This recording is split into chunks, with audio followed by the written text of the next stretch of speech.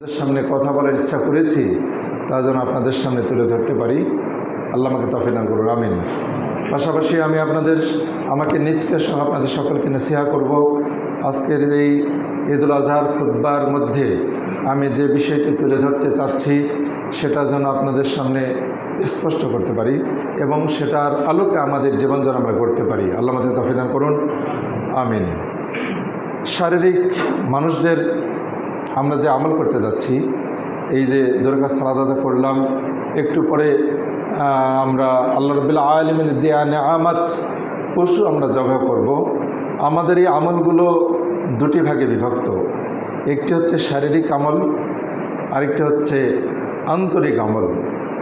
শারীরিক আমল, আন্তরিক আমল অর্থাৎ আমরা যদি বর্তমান তথ্য প্রযুক্তির ভাষায় বলি, একটা হলো হার্ডওয়্যার, একটা হলো সফটওয়্যার, মানে অঙ্গ প্রত্যঙ্গের কাজ, আরেকটি হচ্ছে ভিতরের কাজ। বাহ্যিক অঙ্গ প্রত্যঙ্গের কাজগুলো হচ্ছে সালাত, যাকাত, সিয়াম, হজ, কোরআন তেলাওয়াত, জিকির, দোয়া, সৎ কাজের আদেশ, অসৎ কাজের নিষেধ, পিতামাতার সাথে সদাচরণ, আল্লাহর পথে জিহাদ, মিসকিনদেরকে, অসহায়দেরকে আহার করানো, খাওয়ানো ইত্যাদি। এগুলো হচ্ছে সব বাহ্যিক অঙ্গ প্রত্যঙ্গের কাজ, বাহ্যিক আমল। এর মধ্যে থেকে একটি আজকে আমরা আমল করতে চলছি, সেটি হচ্ছে পশু জবাই। আর অন্তরের আমলগুলো হচ্ছে আল্লাহ তাআলার ভীতি, আল্লাহর ভালোবাসা, কৃতজ্ঞতা, তাওয়াক্কুল অর্থাৎ আল্লাহর উপর পরিপূর্ণ ভরসা, আল্লাহর উপরে আশা রাখা, ধৈর্য ধারণ করা, সত্যবাদিতা, সালাতের মধ্যে খুশু খুজু, আল্লাহ ভীরুতা নিয়ে আসা, এগুলো হচ্ছে অন্তরের আমল।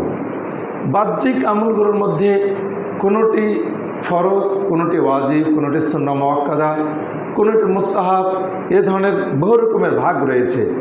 কিন্তু অন্তরের আমলগুলো সবগুলোই ফরজ। আল্লাহ রাব্বুল আলামিনের প্রতি ভালোবাসা রাখা, আল্লাহর ভয় রাখা, আল্লাহ রাব্বুল আলামিনের উপরে ধৈর্যতা, তার উপরে ভরসা রাখা, সত্য বলা, একনিষ্ঠতা, অন্তরের প্রত্যেকটি কাজ হচ্ছে ফরজ। আল্লাহ রাব্বুল আলামিন এই অন্তরের এই ফরজ কাজগুলোর জন্যই মূলত আল্লাহ রাব্বুল আমাদেরকে সৃষ্টি করেছেন। অন্তরের আমল ছাড়া, অন্তরের এই ফরজ কাজগুলো ছাড়া বাহিরের কাজগুলো আল্লাহ রাব্বুল আলামিন কবুল করবেন না। অন্তরের যে কাজগুলো রয়েছে এগুলো হচ্ছে আসল, অন্তরের বিষয়টি হচ্ছে আসল মূল, আর বাহিরের কাজগুলো হলো আনুষঙ্গিক। শারীরিক আমল হলো পরে, আর অন্তরের আমল হচ্ছে আগে। তো আমরা এটা বলতে পারি যে অন্তরের কাজগুলো হচ্ছে আত্মাস্বরূপ, আর বাহিরের কাজগুলো হচ্ছে শরীরের অঙ্গ প্রত্যঙ্গ ইত্যাদি। কাজেই আল্লাহ রাব্বুল আলামিন মূলত আমাদেরকে অন্তরের কাজের জন্যই সৃষ্টি করেছেন। এটাই মূল লক্ষ্য উদ্দেশ্য। আল্লাহ রাব্বুল আলামিন আমাদের মধ্যে তাকওয়া সৃষ্টির জন্যই আমাদেরকে সৃষ্টি করেছেন। আল্লাহ সাল্লাল্লাহু আলাইহি ওয়াসাল্লাম বলেছেন যে জেনে রাখো, আলা ইন্না ফিল জাসাদি মুদগা, জেনে রাখো শরীরে একটি গোস্তের টুকরা আছে, তা যদি ঠিক থাকে, সুস্থ থাকে তাহলে পুরো শরীরেই ঠিক থাকবে। আর যদি সেই গোস্তের টুকরো নষ্ট হয়ে যায় তাহলে শরীরের সকল অঙ্গ প্রত্যঙ্গ নষ্ট হয়ে গেছে। সহিহ বুখারীতে আল্লাহ সাল্লাল্লাহু আলাইহি ওয়াসাল্লাম এই কথাটি বলেছেন। সহিহ বুখারীর 52 নম্বর হাদিসে কথাটি আসছে। কাজেই অন্তরের আমল হচ্ছে মূল। আমরা সাধারণত বাহ্যিক আমলগুলো আমরা শিখি, বাহ্যিক আমলের আরকান হাকামগুলো শেখার সবসময় সচেষ্ট, কিন্তু অন্তরের আমল আমরা শিখি না। আমরা বাহ্যিক আমলের চিকিৎসা করি, অঙ্গ প্রত্যঙ্গের চিকিৎসা করি, কিন্তু অন্তরের আমলের আমরা চিকিৎসা করি না। নবীগণ এবং আলেমগণ সকলেই হলেন অন্তরের রোগের চিকিৎসক, এবং তাদের প্রেসক্রিপশন হচ্ছে কোরআন এবং সুন্নাহ। এটি হচ্ছে তাদের পরামর্শ। যে ব্যক্তি এই কোরআন সুন্নাহর বাহিরে চিকিৎসা খোঁজে, প্রেসক্রিপশন খোঁজে, তারা পথভ্রষ্ট, তারা নষ্ট, তারা শেষ। আল্লাহ রাব্বুল আলামিন তিনি বলেছেন, ওয়াতাজাওয়াদু ফাইন্না খায়রাজ যাদিত তাকওয়া, তোমরা পাথেয় সংগ্রহ করো। যারা হজ করতে যাচ্ছি, যারা হজে গেছেন, তাদের যে এই দীর্ঘ সময় পাড়ি দিতে গিয়ে যা আনুষঙ্গিক প্রয়োজন এগুলো রাব্বুল আলামিন সংগ্রহ করতে বললেন, কিন্তু সর্বোত্তম পাথেয় হচ্ছে তাকওয়া। আল্লাহ রাব্বুল আলামিন বললেন, হে বিচক্ষণরা তোমরা আমাকে ভয় করো। আল্লাহ আরও বলেছেন, ইয়া বানি আদম কদ আনজালনা আলাইকুম লিবাসান, হে আদম সন্তান, আমি তোমাদের জন্য পোশাক অবতীর্ণ করেছি। যে পোশাক আমরা পরিধান করি, সৌন্দর্য ধারণ করি, এই পোশাক আমি তোমাদের জন্য অবতীর্ণ করেছি। কিন্তু লিবাসুত তাকওয়া, কিন্তু তাকওয়ার পোশাকই হচ্ছে উত্তম পোশাক। অর্থাৎ আল্লাহ রাব্বুল আলামিন দুই রকম পোশাক আমাদেরকে দিয়েছেন। একটা হচ্ছে বাহ্যিক পোশাক, আরেকটা হচ্ছে ভিতরের পোশাক, ভিতরের পোশাক। বাহ্যিক পোশাক যেটা পরিধান করে আমরা আমাদের লজ্জাস্থানকে ঢাকি, আমরা সৌন্দর্য ধারণ করি। আর অন্তরের পোশাক সেটা হচ্ছে তাকওয়া। কাজেই অন্তরের পোশাক যার মধ্যে আছে, সে বাহিরের সাজসজ্জা গ্রহণ করার পরে যদি কারো অন্তরের পোশাক থাকে, তাকওয়া থাকে, তাহলেই সে বাস্তবেই সৌন্দর্য ধারণ করলো। আর যে ব্যক্তি অন্তরের পোশাক মুক্ত অবস্থায়, তাকওয়া মুক্ত অবস্থায় বাহিরের পোশাক পরিধান করলো, সে বাহিরের সাজসজ্জা গ্রহণ করা সত্ত্বেও সে হচ্ছে উলঙ্গ।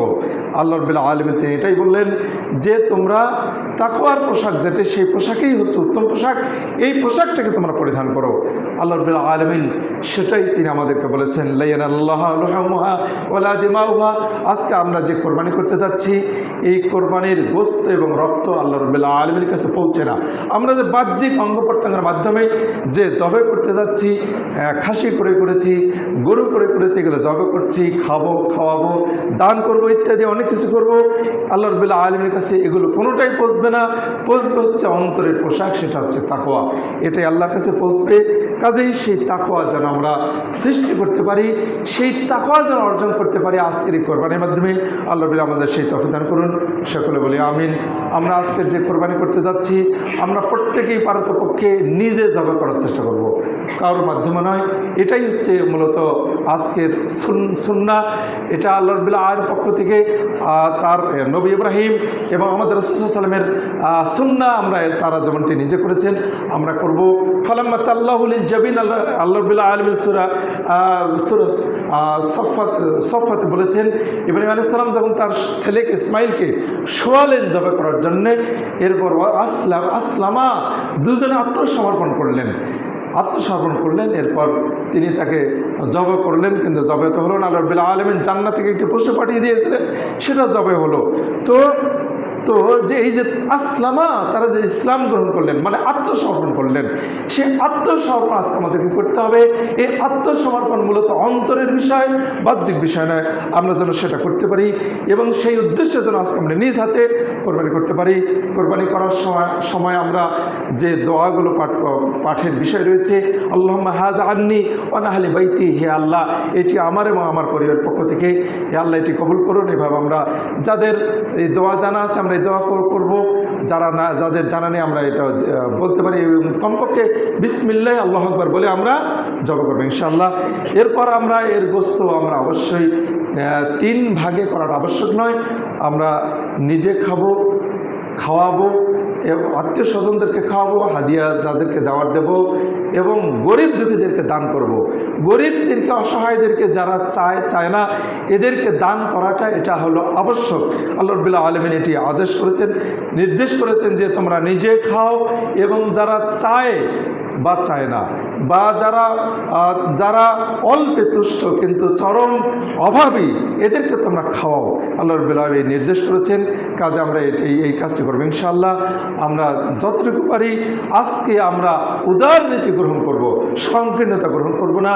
কখনো আমরা পারিবারিক দ্বন্দ্বে জড়িয়ে যাব না, গোশত ভাগাভাগি নিয়ে আমরা কে কাকে কতটুকু দেবো না দেবো আত্মীয় স্বজনদেরকে, এ নিয়ে আমরা কখনোই আমরা যে যাই করি না কেন আমরা উদার থাকবো ইনশাআল্লাহ। আমাদের সকলকে সে তৌফিক দান করুন, সকল বলে আমিন। কোরবানির গোশত কোরবানি জবাই করতে গিয়ে আমরা কসাইকে কোনো পারিশ্রমিক গোশতের মাধ্যমে দেব না, আলাদাভাবে পারিশ্রমিক দেব। আর যদি তাদেরকে কিছু গোশত হাদিয়া স্বরূপ দেন সেটি ভিন্ন, কিন্তু গোশত যেন পারিশ্রমিক না হয়। এই কোরবানির কোনো অংশই কখনো বিক্রি করা জায়েজ নাই, বরং এই চামড়া নিজে আপনি ব্যবহার করতে পারবেন অথবা দান করতে পারবেন, যেটা ইচ্ছা করতে পারবেন। আমরা এটা করতে পারি ইনশাআল্লাহ। আল্লাহ রাব্বুল আমাদের আজকের এই কোরবানিকে কবুল করুন, আমিন আমিন। আল্লাহু আকবার, আল্লাহু আকবার, লা ইলাহা ইল্লাল্লাহ, আল্লাহু আকবার, আল্লাহু আকবার লিল্লাহিল হামদ। হে আল্লাহ, আমাদেরকে এই কোরবানির মাধ্যমে আমাদের অন্তরের মধ্যে তাকওয়া দান করুন। আমরা যেন সে অন্তরের যে চিকিৎসা, আন্তরিক যে আমল, অন্তরিক আল্লাহ রাব্বুল আলামিন দেখবেন। তিনি দেখবেন না যে কে কত বড় কোরবানি করেছে, কে কত বেশি মূল্যের কোরবানি করেছে, কে কতগুলো পশু কোরবানি করেছে। আল্লাহ এটি দেখবেন না, দেখবেন তাকওয়া। সেই তাকওয়া যেন আমাদের অন্তরের মধ্যে আমরা সৃষ্টি করতে পারি, সেই তাকওয়া যেন বাস্তবায়ন করতে পারি, সেই তাকওয়ার বহিঃপ্রকাশ যেন আমাদের অঙ্গ প্রত্যঙ্গের মাধ্যমে হয়। আল্লাহ আমাদের সেই তৌফিক দান করুন। রব্বুল আলামিন আমাদের মধ্যে হৃদ্যতা দান করুন, আমাদের মধ্যে পরস্পর মধ্যে সম্প্রীতি ভালোবাসা দান করুন। আমরা যেন আমাদের মধ্যে যে দূরত্ব আছে এগুলোকে আমরা যেন দূরীভূত করতে পারি। আল্লাহ আমাদের সেই তৌফিক দান করুন। আমাদের ছেলেমেয়েদেরকে এই ঈদ উপলক্ষে অপসংস্কৃতির সাথে আমরা জড়িয়ে যেতে দেব না। সকল অপসংস্কৃতি থেকে তাদেরকে বিরত রাখার জন্য সর্বোচ্চ চেষ্টা করব। গান বাজানো থেকে বিরত রাখার চেষ্টা করব, অশ্লীলতা থেকে বিরত রাখার চেষ্টা করব, পর্দাহীনতা থেকে আমাদের মেয়েদেরকে, আমাদের স্ত্রী বা মা বোনদেরকে আমরা অবশ্যই পর্দাহীনতা থেকে দূরে রাখার চেষ্টা করব। ঈদ মানে জাহিলিয়াত নয়, ঈদ মানে পর্দাহীনতা নয়, ঈদ মানে গান বাজনা নয়, বরং ঈদ মানে হচ্ছে আল্লাহ রাব্বুল আলামিনের তাকওয়া অর্জনের আনন্দ। আল্লাহ আমাদের সেই আনন্দকে তাকওয়ার মাধ্যমে আনন্দ আমাদের মধ্যে দান করুন। সেই আনন্দের মাধ্যমে যেন আমরা আজকের এই ঈদকে আমরা উদযাপন করতে পারি। আল্লাহ আমাদের সেই তৌফিক দান করুন। সকল বলে আমিন। আমাদের মধ্যে যারা অসুস্থ, আল্লাহ তাদেরকে সুস্থতা দান করুন। যারা আমাদের থেকে বিদায় নিয়েছেন, আমাদের থেকে যারা মৃত্যুবরণ করেছে, আমাদের দাদা, আমাদের বাবারা, আমাদের মা বোনেরা, যারা আমাদের থেকে অসংখ্য মুসলিম ভাই বোনেরা যারা বিদায় নিয়েছেন, পিতামাতারা যারা বিদায় নিয়েছে, আল্লাহ তাদেরকে জান্নাত দান করুন। তাদের কবরকে জান্নাতের টুকরে পরিণত করে দিন। ইয়া রাব্বুল আলামিন আমাদের মধ্যে যারা অসুস্থ তাদেরকে সুস্থতা দান করুন। কিছুক্ষণ আগে এক ভাই আমাকে কল করে বললেন তিনি অসুস্থ, প্যারালাইজড। তিনি বললেন, ভাই আমি ঈদের সালাত মাঠে যেতে পারবো না, আমি কী করব। ওই যে ভাই কত কষ্টে আছেন, তিনি কান্না ভাব নিয়ে জিজ্ঞেস করলেন আমাকে। আল্লাহ রাব্বুল আলামিন যারা এরকম অসুস্থ, অত্যন্ত দুরবস্থায় রয়েছে, আল্লাহ তাদেরকে সুস্থতা দান করুন, তাদেরকে শান্তি দান করুন। ইয়া রাব্বুল আলামিন তাদের জীবনের সকল ভুল ত্রুটিকে ক্ষমা করে দিন। আল্লাহ আমাদেরকে সুস্থ রাখুন, আমাদেরকে আমৃত্যু তোমার রাসূলের সুন্নাহর উপরে অবিচল থাকার তৌফিক দান করুন। আমিন। আল্লাহু আকবার, আল্লাহু আকবার, লা ইলাহা ইল্লাল্লাহ, আল্লাহু আকবার, আল্লাহু আকবার, লিল্লাহিল হামদ। আমরা সকলেই এই ঈদ শেষে অবশ্যই আমরা একে অপরের সাথে কুশল বিনিময় করার সময় আমরা তাকাব্বালাল্লাহু মিন্না ওয়া মিনকুম এই দোয়াটি আমরা একে অপরকে শোনাতে পারি। আমরা যে পথে এসেছি ভিন্ন পথে যাওয়ার চেষ্টা করব। আর কোরবানির দিনে সুন্নাহ হচ্ছে না খেয়ে আসা এবং নিজের পশুর গোশত দিয়ে খাওয়া, নিজের কোরবানির পশুর গোশত দিয়ে খাওয়া, এটা হচ্ছে সুন্নাহ। এই সুন্নাহর ব্যত্যয় ঘটালে কোনো অসুবিধা নেই, পাপ হবে না ইনশাআল্লাহ, কিন্তু সুন্নাহ পালনটা আমাদের জন্য করণীয়। আল্লাহ আমাদের এই সুন্নাহগুলো বাস্তবায়িত বিধান করুন। রাহমাকুমুল্লাহ। আল্লাহুম্মা আগফির লানা ওয়া লিল মুমিনিনা ওয়াল মুমিনাত ওয়াল মুসলিমিনা ওয়াল মুসলিমাত ওয়া আল্লিফ বাইনা কুলুবিহিম ওয়াসলিহ যাতা বাইনিহিম ওয়ানসুরহুম আলা আদুবিহিম। اللهم عليك كفرة الذين يصدون عن سبيلك ويقاتلون أولياءك. اللهم خالف عن كلمتهم وزلزل أقدامهم وأنزل بهم بأسك الذي لا ترد على القوم المجرمين. ربنا آتنا في الدنيا حسنة وفي الآخرة حسنة وقنا عذاب النار.